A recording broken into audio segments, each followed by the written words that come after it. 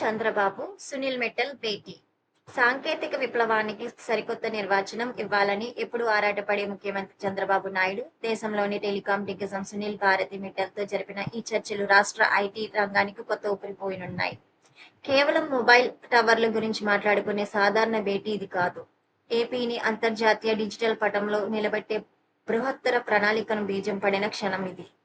సముద్ర గర్భం నుంచి సాగే విప్లవం ఈ భేటీలో అత్యంత ఆసక్తికరమైన అంశం. ఇప్పటికే Google computing power, Adani green ఎనర్జీలను ప్రపంచంతో అనుసంధానించే అత్యంత వేగవంతమైన డిజిటల్ కనెక్టివిటీ హైవేగా ఎయిర్టెల్ వ్యవహరిస్తుందనే విషయం మనం తెలిసిందే.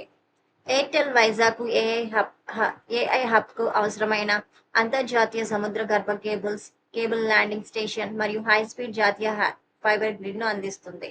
తాజాగా గ్రామం నుంచి గ్లోబల్ వరకు, నగరాలకి పరిమితం కాకుండా ఆఖరి గ్రామం వరకు నాణ్యమైన నెట్వర్క్ విస్తరణ, ఏపీని డేటా సెంటర్ల హబ్గా మార్చే భారీ పెట్టుబడుల ఆకర్షణ, వ్యాపారులకు అడ్డంకులు లేని సులభతర వాతావరణం మొదలైన విషయాల మీద ఆసక్తికర చర్చ జరిగినట్లు సీఎం చంద్రబాబు ఎక్స్ వేదికగా ప్రకటించారు.